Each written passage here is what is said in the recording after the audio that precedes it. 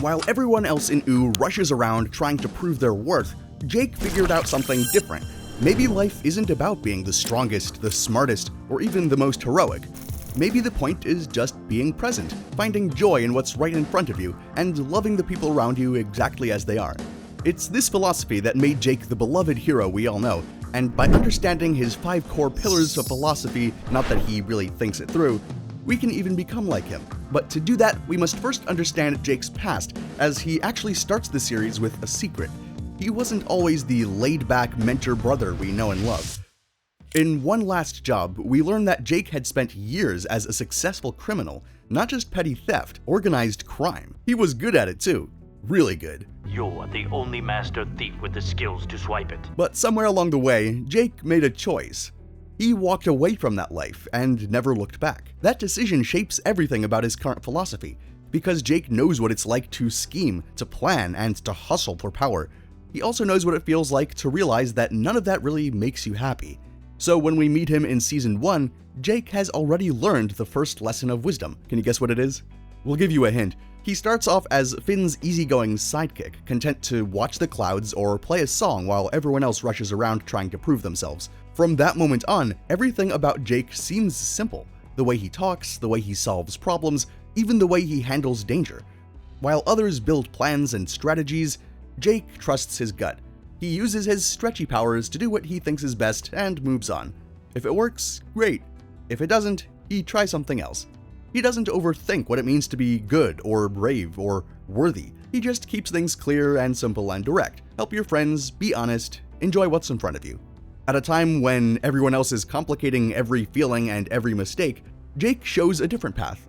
When Jake loses his stretchy powers in the witch's garden, watch what he doesn't do. Adventuring is too much hard work for a bro without his powers. From now on, I'm just your regular old dog. He doesn't rage against the unfairness or demand immediate solutions.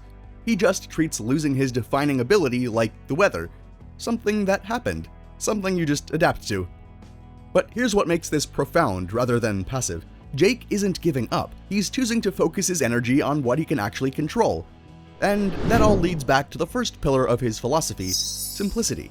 It comes back everywhere. Take Finn. He's mostly busy trying to prove himself. To him, Jake acts as a gentle guidance, dropping occasional wisdom gold. Dude, sucking at something is the first step towards being sorta good at something. Showing that your worth doesn't disappear just because you can't do everything yet. It's okay to be bad at something. You can't expect yourself to be a master in something you haven't done before. And even so, it's not directly tied to your worth. But it's exactly that realization and humility that allows for growth, even if it may trigger some insecurity or avoidance at first. There's 3 more great examples that highlight this simple way of thinking.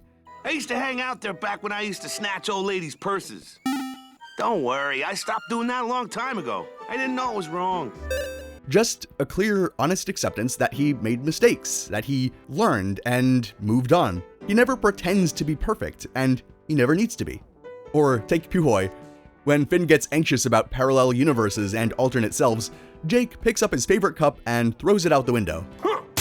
Now it's gone forever, so it's not real, and I don't care about it anymore. Some direct teaching from Stoic philosophy, the idea that you suffer when you get attached to things outside your control.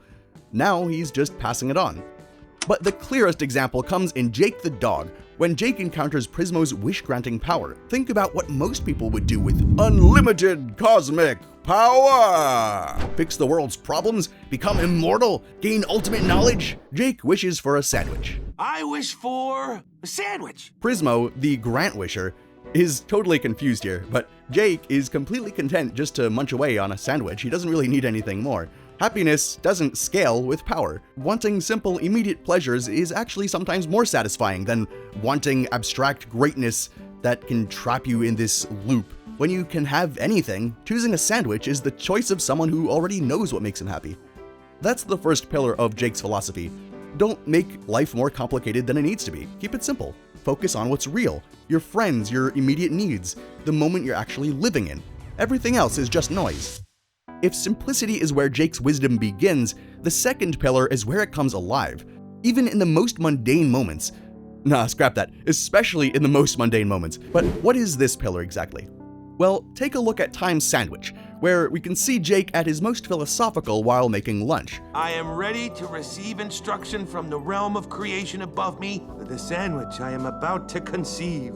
I am open. Use me. He takes an everyday act and treats it with the same reverence other people reserve for special occasions. That's what his second pillar, joy, actually looks like. No toxic positivity or forcing yourself to enjoy stuff, just treating ordinary moments with genuine appreciation and attention. And Jake steps that up a notch. Take Jake the Brick, which might be the most important episode for actually understanding Jake's worldview. Jake decides to spend a few days doing absolutely nothing except being a brick in a wall so that he can experience what it feels like when a brick wall falls down. Most people would call this a waste of time. Jake calls it fulfilling a childhood dream. Ever since I was little, I wanted to see what it's like to be a brick in a brick shack when the brick shack falls down. As he narrates the forest life around him, Jake transforms simple observation of daily life into spiritual poetry. A bunny building its home becomes a meditation on purpose and impermanence. The falling shack becomes a lesson about letting go of permanence. This bunny has the right attitude. Who cares about being a brick in a wall of a falling down shack? There's something bigger than that, and the bunny has answers. But the best part of Jake's joy is how naturally it spreads to everyone around him. Take the beginning of Dad's Dungeon, where Jake entertains himself and Finn by shape-shifting into increasingly ridiculous forms. All right, I'll try to turn into a cheetah farting. Finn can't help but laugh and play along. Jake's natural exuberance becomes contagious without him even trying. He just spreads positivity around him. Or there's even those better moments when Jake starts singing. Baking pancakes, making bacon pancakes. Take some bacon and I'll put it in a pancake. Just Jake narrating what he's doing in a silly improvised tune. Don't act like we didn't all enjoy that. It's one of the most famous clips. Baking pancakes, making bacon pancakes. Take some bacon and I'll put it in a pancake. Those two pillars are only a start though. His philosophy goes deeper than just personal peace and joy and simplicity.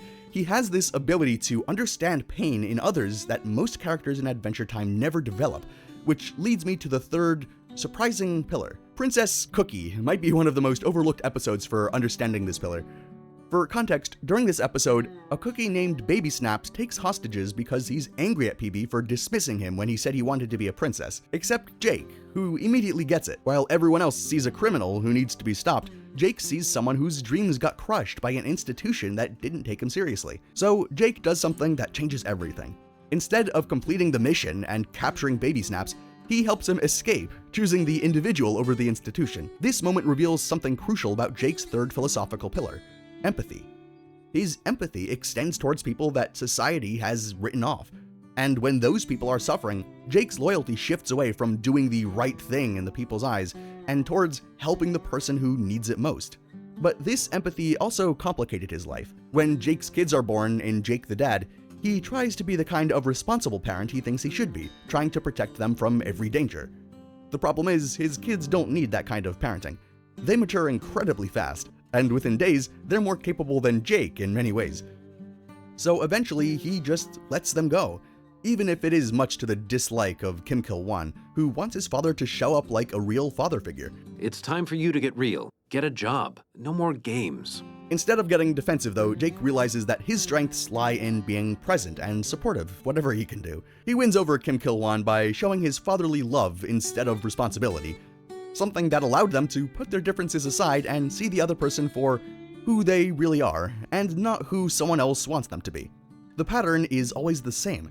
Jake pays attention, sometimes, to what's actually happening instead of what he thinks should be happening, showing empathy over dominance.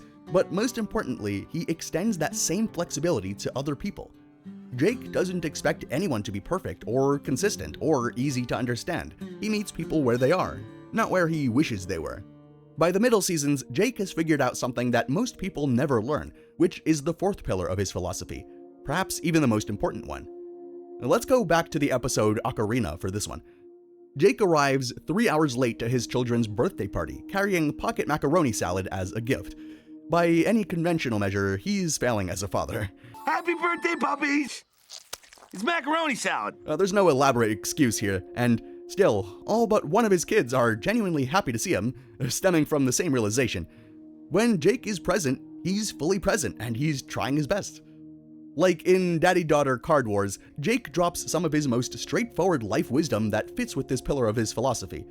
20s are for regretting, 30s are for being dignified, and 40s are older than I ever want to be. Jake recognizes that different life stages call for different approaches, and fighting against where you are in life just makes you miserable. He's just there, in the moment, realizing what others need him to be. That quality is exactly why everyone wants to be like him and hang around with him.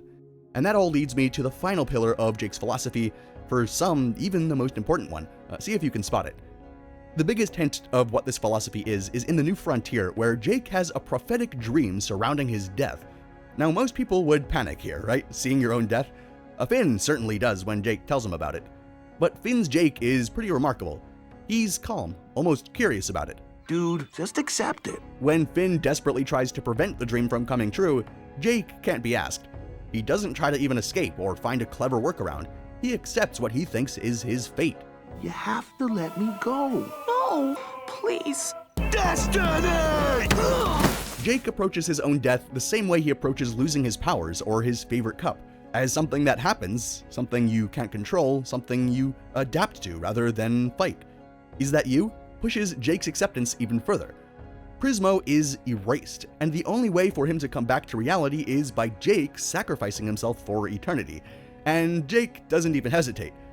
Sometimes cosmic necessity requires personal loss, and fighting against that just makes things worse. His acceptance for everything is just everywhere, really, like when he's captured by Keoth in a dungeon. What? No, you have to suffer. It's one of his guiding principles that leads him to perfect enlightenment in the 50th Dead World. He becomes completely at peace, beyond individual wants or needs, merged with cosmic consciousness. By any measure, this is the ultimate spiritual achievement.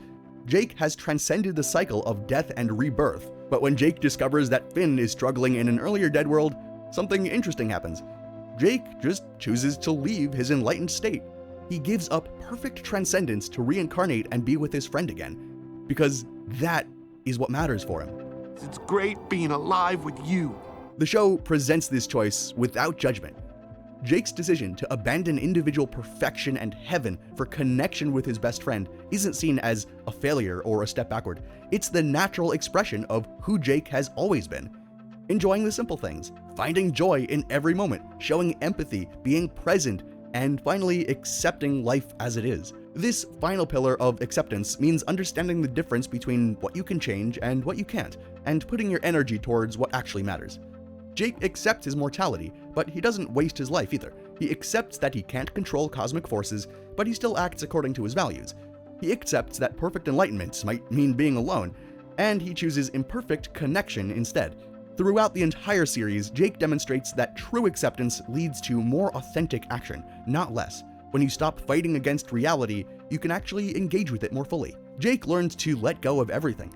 His criminal past, his powers, his expectations, his need to control outcomes, even his attachment to a perfect spiritual state. But he never let go of love.